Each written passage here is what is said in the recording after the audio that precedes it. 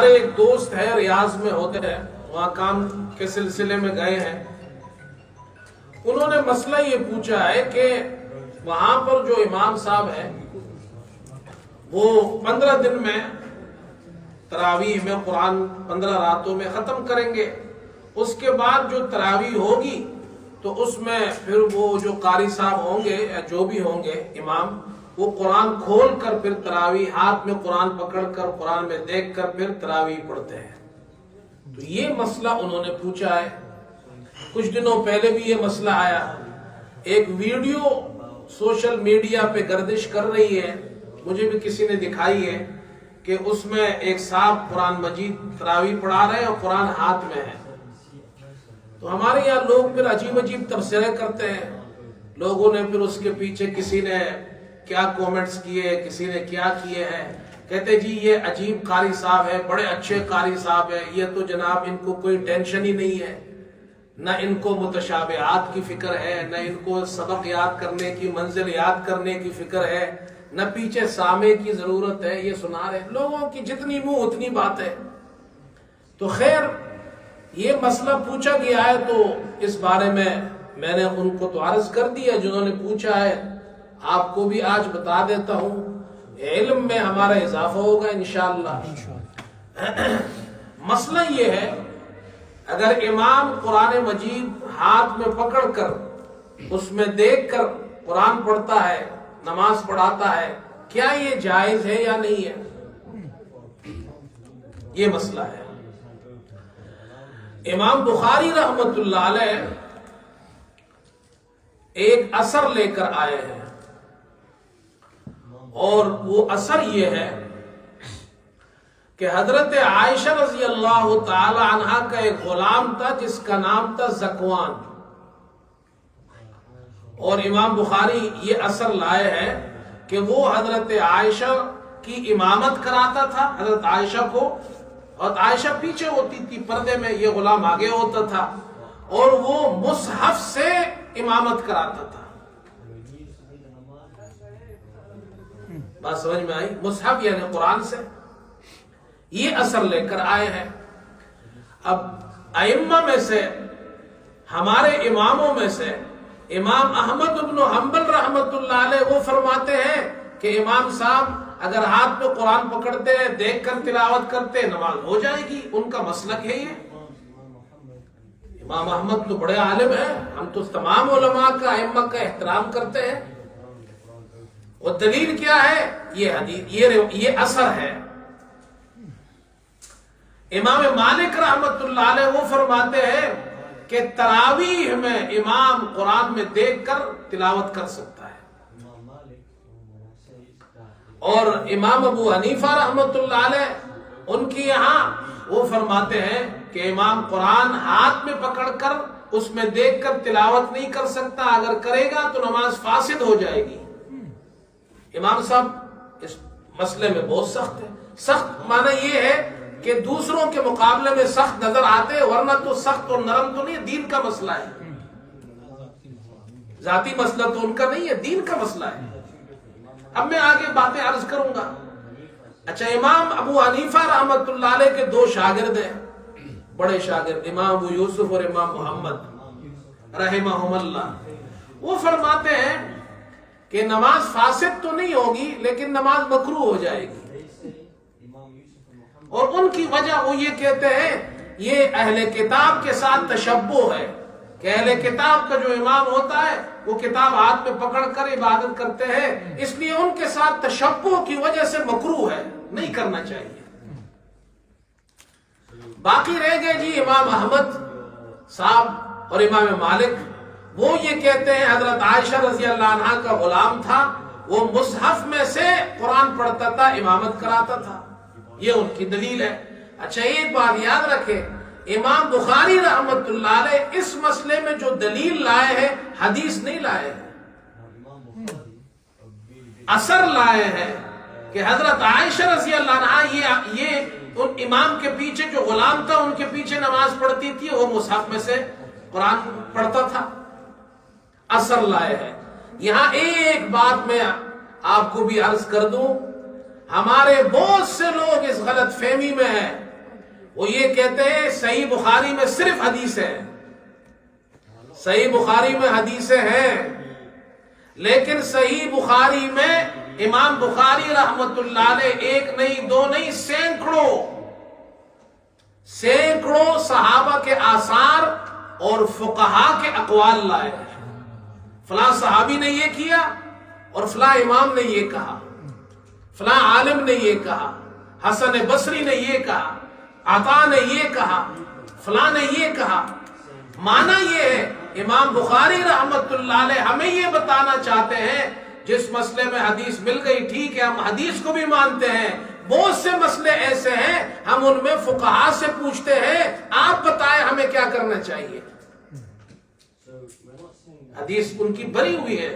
ہمارے یہاں الحمدللہ روزانہ درس ہوتا ہے صحیح بخاری کا، وہ ہمارے شاگرد ہم سے پڑھتے ہیں، ان کو بھی بتاتا ہوں، درس میں بھی بتاتا ہوں۔ دیکھو امام بخاری مفتی صاحب سے مسئلہ پوچھ رہے ہیں، فلاں فقیہ کو لے کر آئے ہیں، تو یہاں پر وہ حضرت عائشہ کا اثر لائے ہیں، یہ ان کی دلیل ہے۔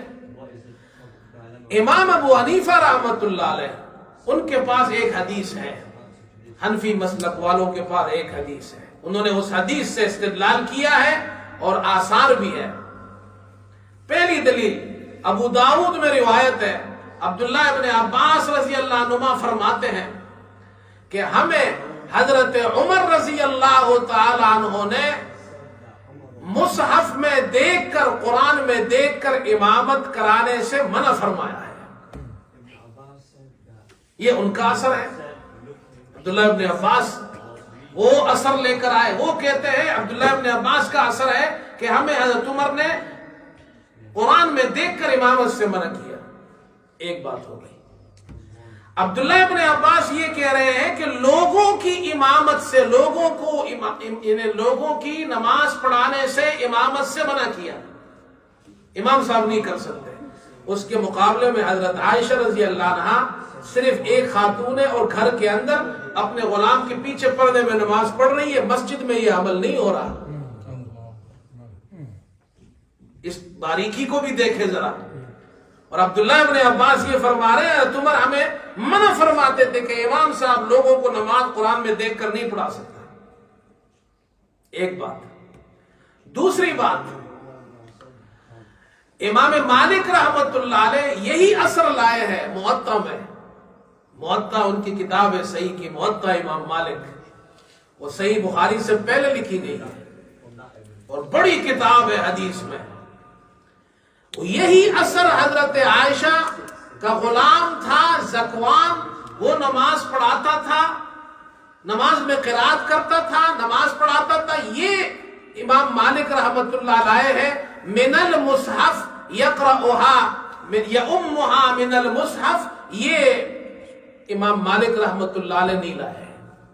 یہ مصحف میں سے زکوان قرآن دیکھ کر مصحف میں سے امامت کراتا تھا، یہ الفاظ امام مالک کے نہیں ہیں، موطا امام مالک میں نہیں ہے، صحیح بخاری میں ہے۔ اب دونوں ایک ہی اثر لائے ہیں، امام مالک بھی وہی اثر لائے ہیں، امام بخاری بھی لائے ہیں۔ امام بخاری فرماتے من المصحف، مصحف میں سے امامت کراتا تھا۔ امام مالک کہتے ہیں نماز پڑھاتا تھا، قرآن پڑھتا تھا، لیکن من المصحف نہیں ہے۔ ایک بات یہ بھی ہو گئی۔ تیسری بات، احناف کی ایک دلیل یہ ہے، وہ کہتے ہیں کہ جی ایک روایت ہے ترمذی میں، ایک اعرابی آیا، طویل حدیث ہے، اس نے نماز پڑھی، آ کر آپ صلی اللہ علیہ وسلم کو سلام کیا، آپ صلی اللہ علیہ وسلم نے جواب دیا، فرمایا جاؤ دوبارہ نماز پڑھو۔ 3 مرتبہ اس کو بھیجا، تو اس نے 3 کے بعد آ کر کہا اے اللہ کے رسول صلی اللہ علیہ وسلم، آپ مجھے تعلیم دیجئے، مجھے بتائیے میں کیسے نماز پڑھوں۔